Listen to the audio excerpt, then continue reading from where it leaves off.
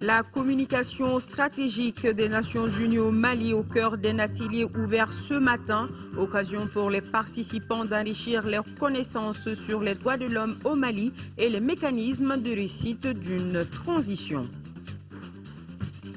Première mission gouvernementale à Gao, rencontre avec les populations et les troupes en faction, discussions sur les prochaines échéances de juillet 2013 ont été les temps forts de cette mission. Le marché de Caille ravagé par un incendie, le hangar Johnny complètement détruit. On ne connaît pas pour le moment l'origine du drame. Une enquête a été ouverte. Les précisions dans ce journal avec notre correspondant sur place, Siaka Konati.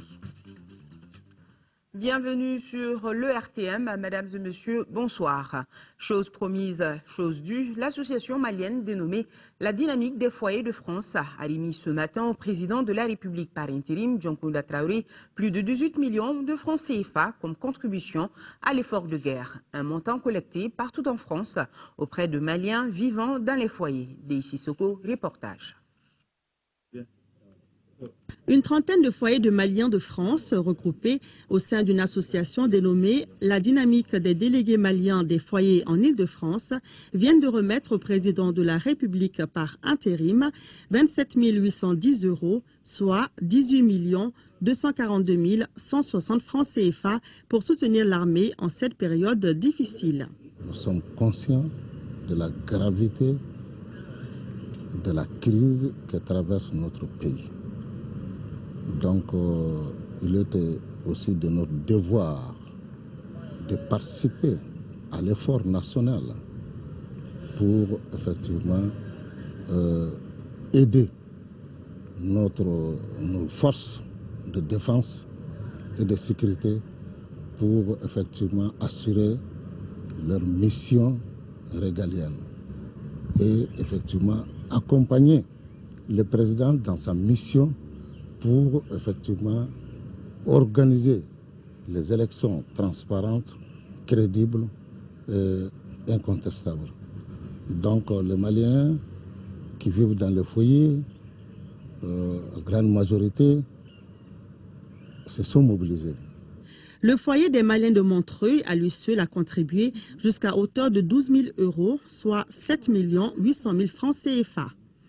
L'association La Dynamique des délégués maliens des foyers en Île-de-France, née en 2004, a pour autre mission de défendre les intérêts des Maliens, servir d'interface entre le consulat général du Mali en France et la population malienne en vue de l'amélioration des conditions de vie. L'association sensibilise aussi les Maliens de France sur leurs droits et devoirs.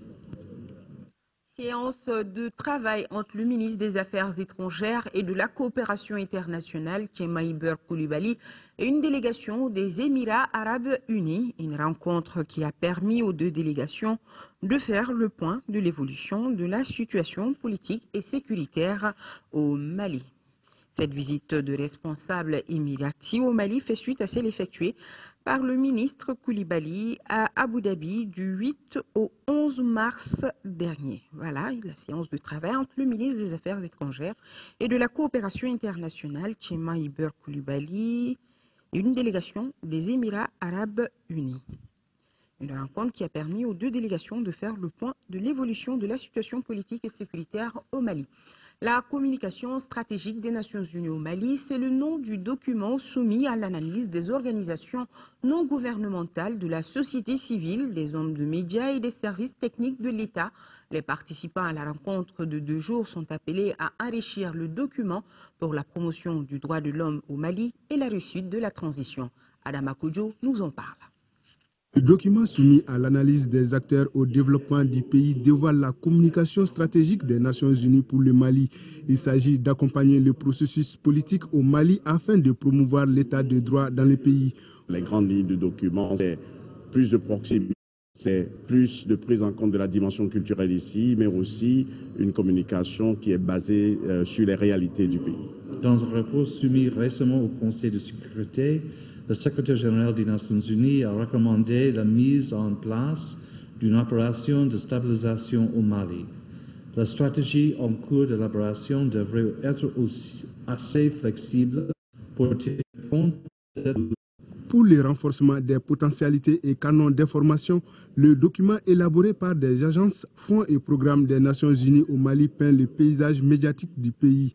Dans un contexte de crise, la communication a une place essentielle car elle permet de mieux expliquer les actions, mieux véhiculer les informations et forger les opinions dans un sens positif. Elle nous permet d'agir dans la synergie, dans l'anticipation et la prospective. C'est là toute la place et l'importance de l'interaction, de la coopération entre l'État, les partenaires techniques et financiers, les partenaires sociaux et les médias.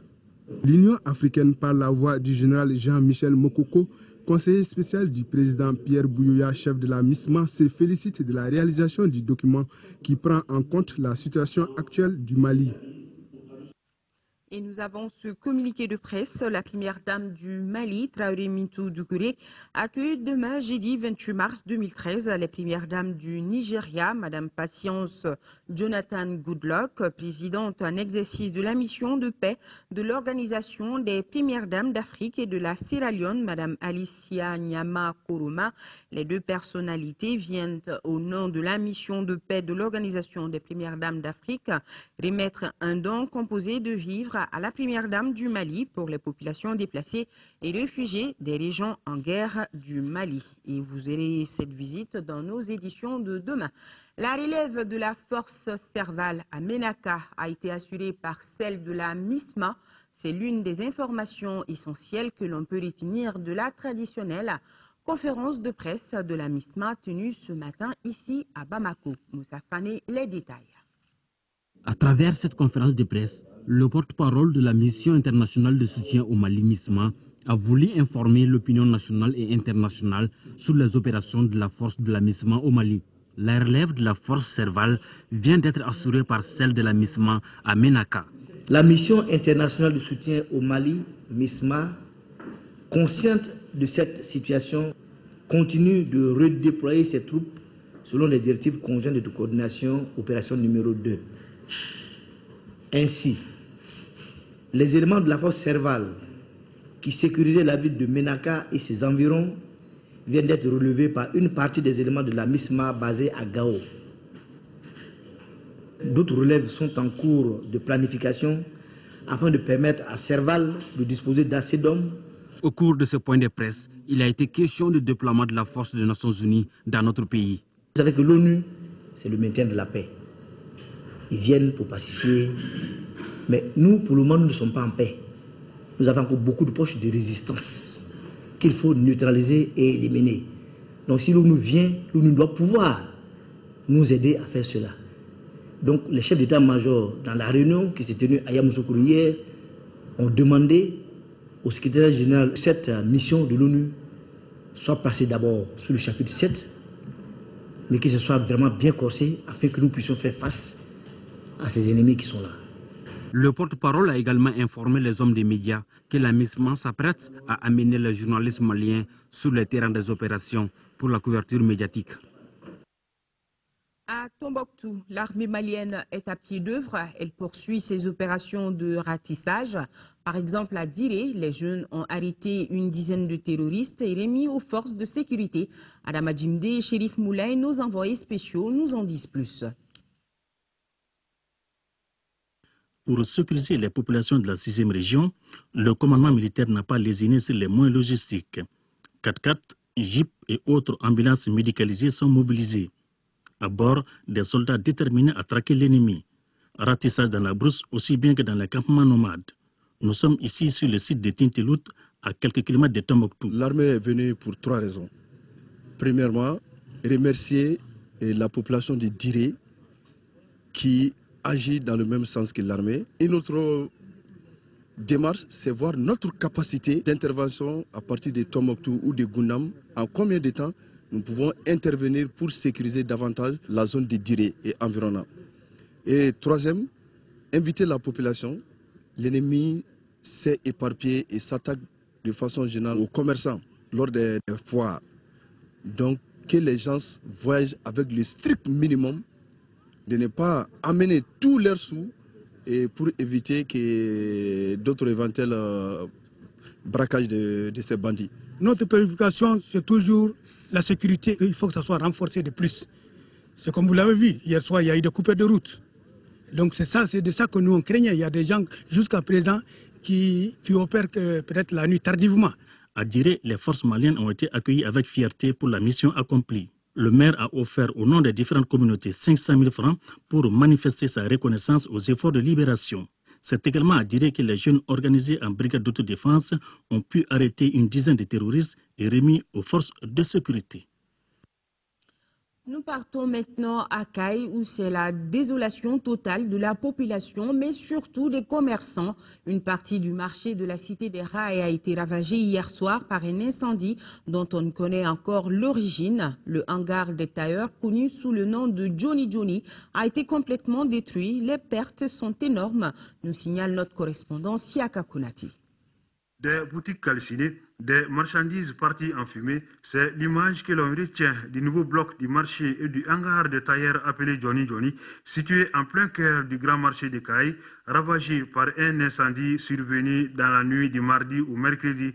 Les pertes sont énormes car estimées à des centaines de millions de francs CFA. Il y a ceux qui tentent de sauver ce qui peut l'être, ceux qui n'ont que leurs yeux pour pleurer devant l'ampleur des dégâts. C'est énorme, c'est insupportable même. On ne peut même pas parler même. Il n'y a pas un commerçant aujourd'hui ici là qui peut respirer même. Tout le monde est cadavré, tout le monde est mort. Au moment du passage de notre équipe de reportage, les éléments de la protection civile appuyés par ceux de la SECNA et de la gendarmerie nationale s'activaient pour maîtriser les feux. Ils ont d'abord arrêté la propagation du feu pour sauver les boutiques qui sont aux alentours avant de passer à la phase d'extinction. L'alerte a été donnée vers les coups de 3h37. Donc aussitôt, on a dépêché une équipe sur place pour essayer de maîtriser le feu. À leur arrivée, ils ont trouvé un grand feu. D'aussitôt, on a demandé le renfort de la SECNA pour qu'ils viennent nous appuyer. J'ai été appelé par le directeur régional de la police qui a eu un incendie déclaré au niveau du marché de Caille. De ce fait, j'ai mobilisé tous mes hommes pour que nous soyons là. Et de 3h50 jusqu'à 7h, nous sommes là par rapport à une intervention efficace avec la compagnie constante des populations et toutes les structures. Accès difficile au marché, absence de bouches et de poteaux d'incendie, les soldats du feu ont rencontré d'énormes difficultés pour venir à bout de l'incendie. Il n'y a pas d'accès au marché, il y a un problème d'hydrant au niveau du marché et les moyens de lutte contre l'incendie sont inexistants. Je pense que ça va être une occasion pour nous tous de nous réunir, c'est pourquoi le comité est avec moi, de nous réunir, de rencontrer les opérateurs économiques et de voir rapidement qu'est-ce qu'on peut faire à partir de ce sinistre-là, tirer les leçons et essayer de faire en sorte que ça ne se reproduise plus jamais.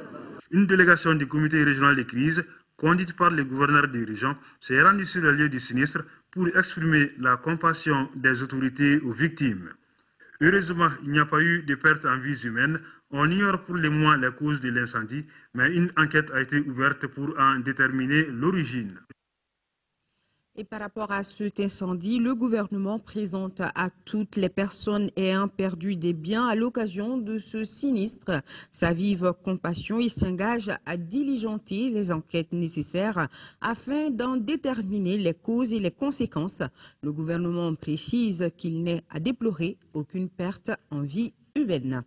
Visite de terrain en 3e région d'une délégation du ministère de l'Artisanat et du Tourisme. Objectif, s'enquérir de l'état d'avancement du futur village artisanal et échanger avec les acteurs impliqués dans le secteur de l'artisanat et du tourisme en vue de la relance des activités dans la région d'Aouda Diakité. Première étape de cette visite de terrain, les sites du village artisanal de Sikasso situé sur la route nationale 7. Là, la délégation a pu constater de visu le démarrage du chantier qui couvre une superficie de 3 hectares. Les échanges avec les responsables de l'entreprise Bâtis SA chargée de la réalisation de l'infrastructure ont porté sur le niveau d'exécution des travaux, les difficultés liées à l'approvisionnement du chantier en eau.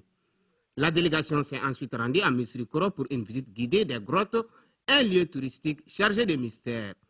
Dans l'ensemble, ce que nous avons retenu, c'est qu'il y a une soif de reprise ou de lance de ces activités artisanales, touristiques et d'hôtellerie quand on sait que ces secteurs ont été lourdement frappés par la crise économique, sociopolitique que nous avons connue et que nous avons toujours, nous traversons toujours. Et je pense que le message fort, c'était de faire en sorte qu'il y ait une synergie d'action de l'ensemble des acteurs pour que rapidement on puisse sortir de cette impasse. La présente visite est la première d'une série qui devra concerner toutes les régions du pays. L'objectif est d'insuffler une nouvelle dynamique au secteur de l'artisanat et du tourisme qui connaissent une période de léthargie à cause de la crise politico-sécuritaire qui traverse le pays depuis janvier 2012. Ça y est, c'est fait. La toute première mission du gouvernement malien est arrivée à Gao le week-end dernier.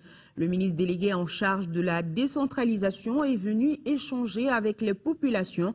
Outre la situation sécuritaire, il a été beaucoup question des élections de juillet 2013, nous indiquent nos envoyés spéciaux Daouda Sidiki Diarra et Massa Doumbia.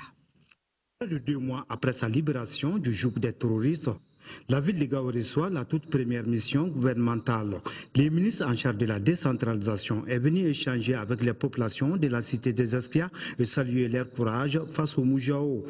Au cours d'une rencontre avec les cadres de concertation, des représentants des notables et des femmes, le gouverneur de la région a fait le point de la situation sociale et économique à la délégation ministérielle. Des activités administratives avec la présence effective de tous les préfets à mes côtés depuis le 18 mars dernier.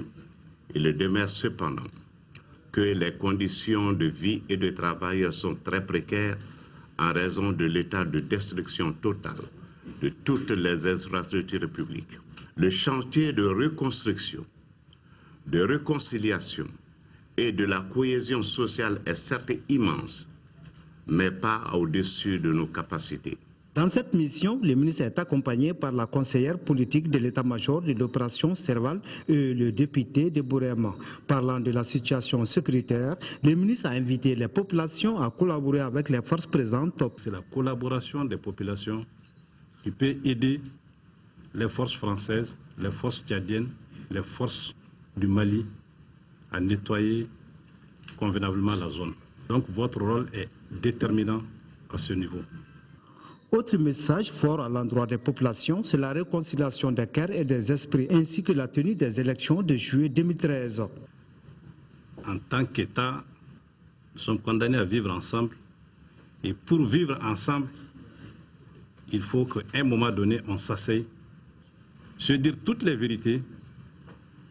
Et celui qui doit être jugé, qu'il soit jugé.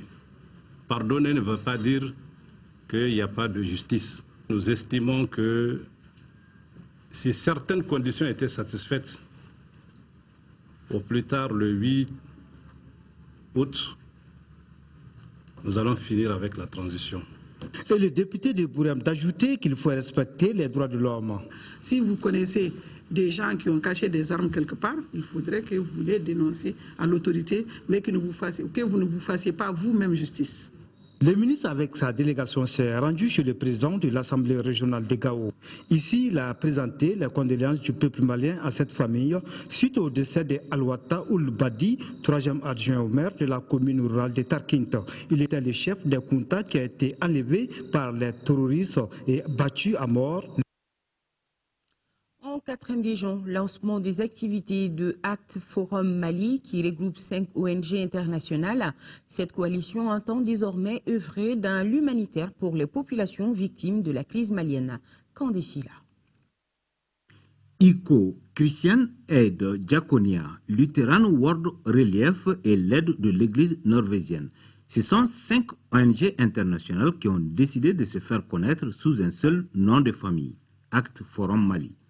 À travers cette alliance, les 5 partenaires entendent désormais œuvrer dans le domaine humanitaire au Mali.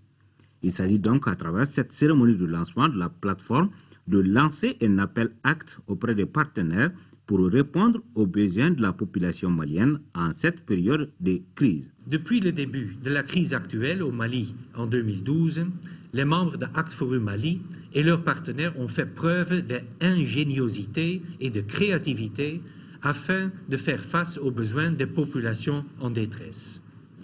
Des actions sont en cours pour mobiliser davantage de ressources permettant de réduire la souffrance des populations et leur permettre de faire face à leurs besoins et renforcer leur résilience. Ce partenariat a été matérialisé par la remise symbolique des dons composés de vivres aux populations déplacées se trouvant dans la région. Ce don de leur tout nouveau programme d'assistance alimentaire est destiné à 300 personnes déplacées.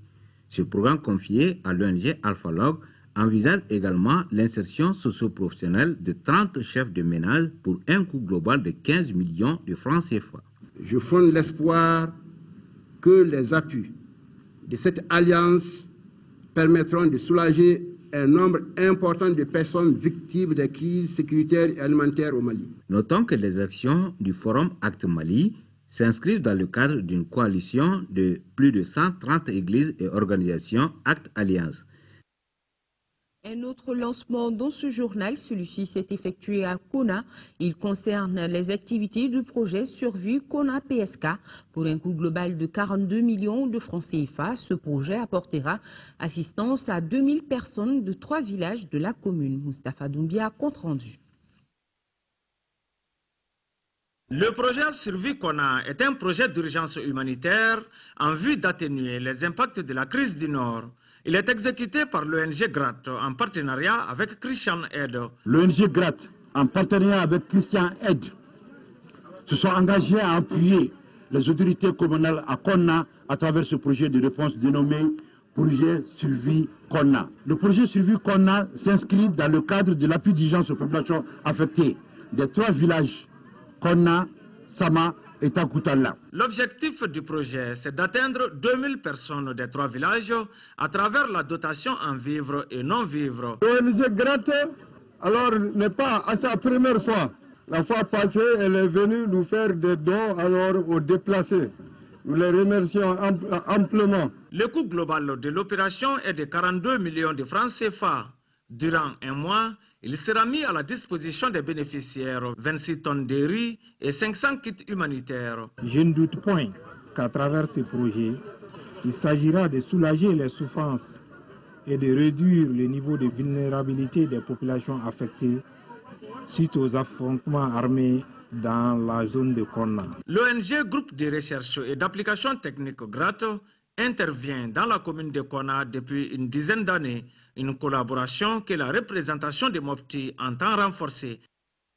Amélioration de la sécurité alimentaire et l'augmentation des revenus des femmes de l'ONG Action contre la pauvreté et la maladie ACPM, c'est le nom du projet qui vient d'être lancé à Sanankoroba au profit des populations de 8 villages de la commune rurale de Sanankoroba. Envoyé spécial Youssouf Diarra, Motraori. Dans 2 ans, plus de 10 000 habitants de Sanankoroba verront leurs conditions de vie améliorées. Il revient au premier adjoint du maire de la commune rurale de transmettre la gratitude des populations des 26 villages de l'arrondissement général et de ceux des 8 villages d'intervention du nouveau projet en particulier. Les villages de Sinsina, Nyanfalan, Tadjana et Tabala pour l'installation des plateformes multifonctionnelles. Les villages de Ntabakoro, Turela, Konyobla et Satnabougou pour l'aménagement des périmètres maraîchers. Le sous-préfet Djakité Ibrahima préside la cérémonie de lancement du projet Amélioration de la sécurité alimentaire et l'augmentation des revenus des femmes. Il est expliqué à l'administrateur civil que, avant la fin de la période de 2 ans, le projet de 132 millions devra réaliser un certain nombre d'équipements et d'activités.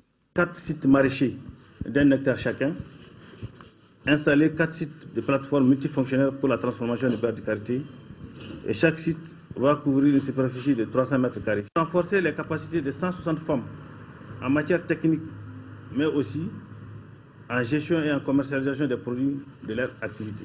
Au nom des partenaires techniques et financiers, Hugo Gimbernat Guérin de Conemound, Espagne, a laissé entendre qu'il s'agit du début d'un long partenariat. Après le porte-parole du chef de village, la maraîchère Fatoumata Doumbia, au nom des femmes, a donc jugé l'action comme salvatrice. Demain, jeudi 28 mars, et ce jusqu'au 24 avril 2013, s'ouvre la première session de la Cour d'assises de Bamako au titre de 2013.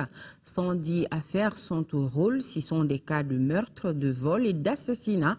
Toutes les catégories d'infractions sont concernées et tous les accusés sont des détenus. Pour plus de précisions, écoutons l'avocat général près la Cour d'appel de Bamako, Idrissa Arizo Maïga, est au micro de Sira Bachili. À cette session sont prévues plusieurs affaires de différents genres. C'est toujours les affaires d'atteinte à la vie de la personne, notamment les meurtres, les coups mortels, les assassinats, infanticides, empoisonnements et souvent la complicité de ces infractions qui prennent le pas sur les autres. Au titre de ces infractions, nous avons dénombré 42 affaires. Après ces infractions viennent les infractions contre les biens, les vols qualifiés avec les infractions qui les sont connexes, notamment les associations de malfaiteurs et puis les infractions voisines comme les extorsions. Après viennent les infractions contre les mœurs. Et là, il y a la prédominance notoire des cas de pédophilie et de viol, comme toujours. Quelques cas d'attentat à la pudeur. Qu'est-ce qui fait la spécificité de cette session par rapport aux autres? La spécificité de cette session tient au fait qu'elle est exclusivement consacrée aux détenus. Il n'y a que des dossiers de détenus qui passent, même si c'est vrai que quelquefois, nous avons des accusés détenus qui ont, ce qu'on appelle les co-accusés en liberté. Et ça, c'est des cas extrêmement rares pour lesquels les ordonnances de prise de corps sont pratiquement exécutées. Donc cette session est spécifiquement une session de détenus. C'est ce qui explique le nombre de dossiers. 110 dossiers dans une session d'assises, c'est beaucoup d'affaires. Voilà la première session de la Cour d'assises de Bamako qui s'ouvre demain. Les élections générales de 2013 auront lieu à la date prévue. L'annonce a été faite à la faveur de la deuxième édition du comité de pilotage du projet d'appui au processus électoral au Mali. Youssouf Diakité, compte rendu. Ce comité de pilotage du projet d'appui au processus électoral au Mali fait le point des activités du projet. Plusieurs questions sont débattues au cours de cette réunion. Il s'agit notamment de l'état d'avancement des préparatifs, le chronogramme des élections, le fichier électoral, le budget et la participation particulièrement des personnes déplacées. Les partenaires techniques et financiers se disent prêts à accompagner le Mali pour l'organisation de bonnes élections et à la date prévue. La première chose, c'est l'adoption le 29 janvier de la feuille de route par l'Assemblée.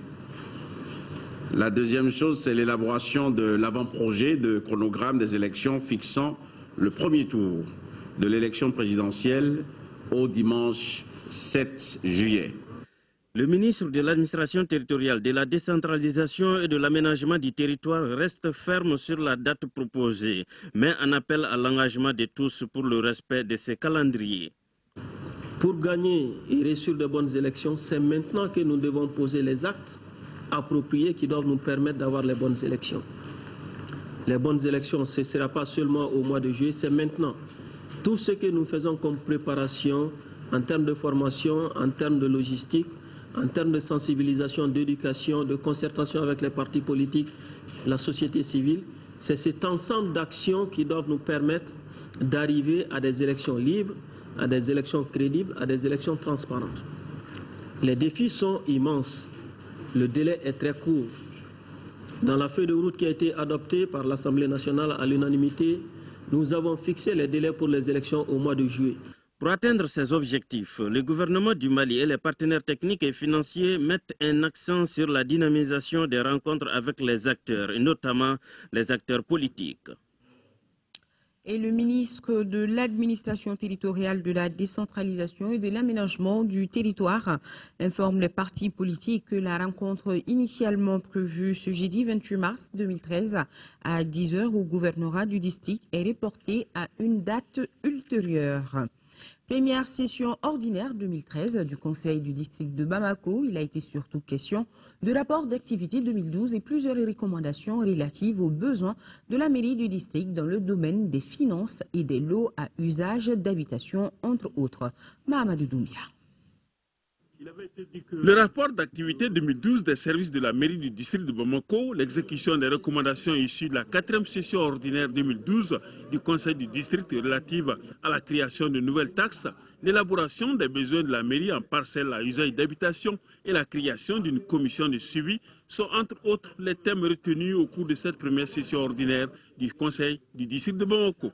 En 2012, l'insuffisance des ressources s'est cumulé avec la crise sécuritaire et institutionnelle et nous avait obligé à revoir à la baisse le programme de balayage et de curage des canalisations pour l'année 2013. Dans le souci de trouver toutes les voies pour honorer donc nos engagements, le bureau du conseil a initié des rencontres, comme je le disais tantôt, au niveau de toutes les chancelleries, voir concrètement comment elles peuvent venir en aide à la ville de Bamako.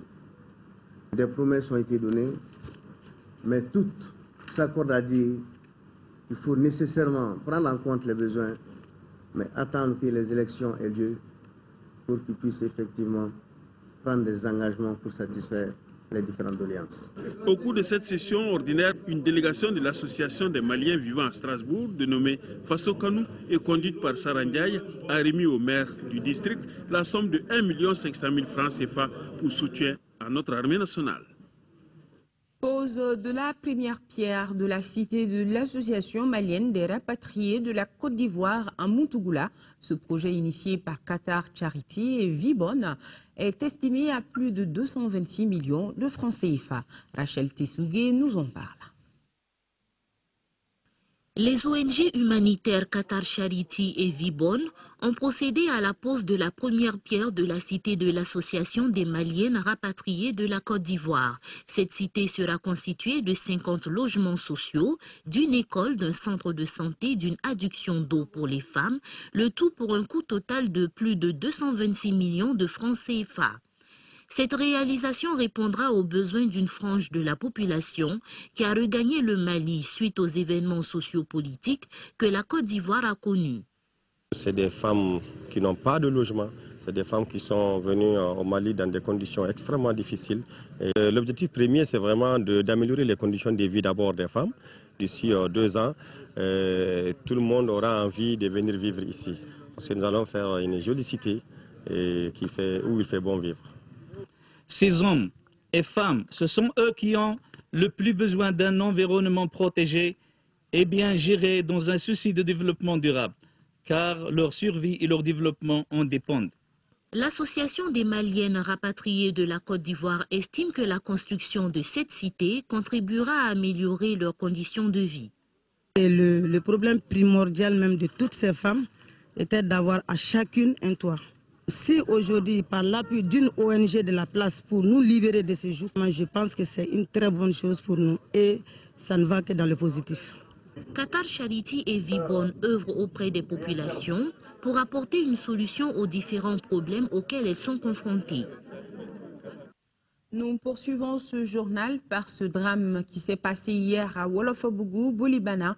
Un conducteur, à la suite d'un accident, a malheureusement donné la mort à 3 enfants et en a blessé 5. Une enquête a été ouverte à l'occasion, nous informe le gouverneur du district de Bamako qui s'est rendu dans les familles des victimes au service des urgences du CHU Gabriel Touré. Fademba Keita a suivi la visite.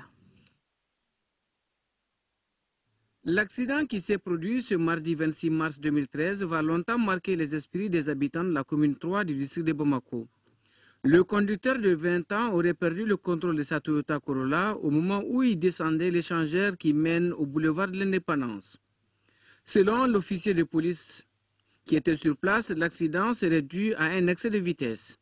Le bilan est lourd, 3 morts sur le coup et 4 blessés graves. Vers 22h30 hier soir, on nous a appelé qu'il y a eu un accident au chemin des Grottes.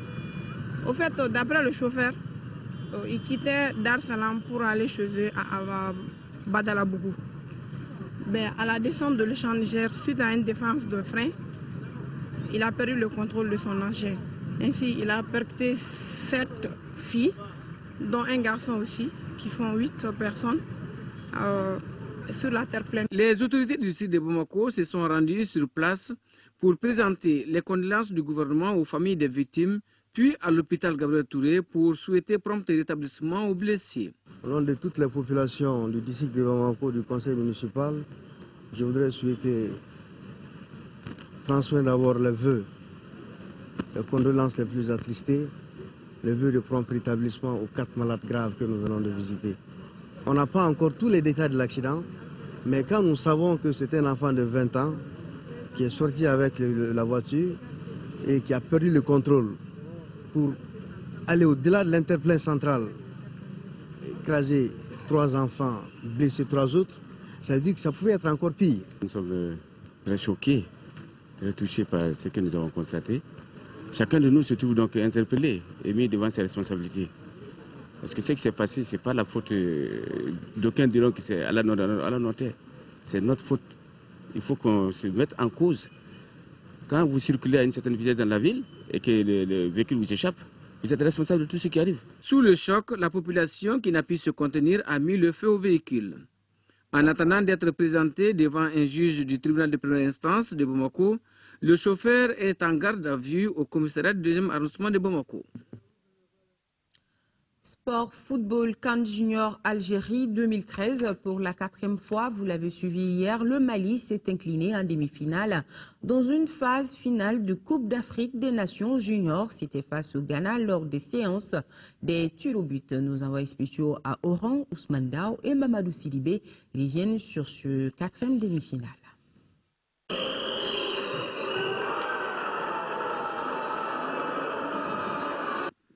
Rien à dire dans cette demi-finale que le mot regret, car l'équipe malienne a maîtrisé son sujet du début à la fin.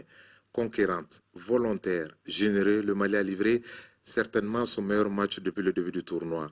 Mais hélas, car les jeunes de Moussa Keita Doukoutiki ont perdu face à une formation ghanéenne qui a eu la baraka dans la séance des tirs au but. Cette chance, toujours indispensable dans le football, on peut dire que les dieux du stade n'étaient pas encore maliens une nouvelle fois en demi-finale d'une compétition de football. Maintenant, l'heure est à la remobilisation des troupes, puisque la défaite a laissé des traces au sein du groupe Mali, mais pourtant, légitime l'était notre ambition d'aller chercher le trophée de cette 18e édition due à la mentalité et à l'ambiance dans cette cuvée 2013 ici en Algérie. Pour cette nouvelle génération, il reste une dernière bataille à livrer contre le Nigeria pour au moins accrocher une médaille autour du cou. En tout cas, c'est possible, même si la perte de la demi-finale restera dans la gorge comme une arête de poisson. Sur ce prend fin ce journal. Merci de votre constante fidélité.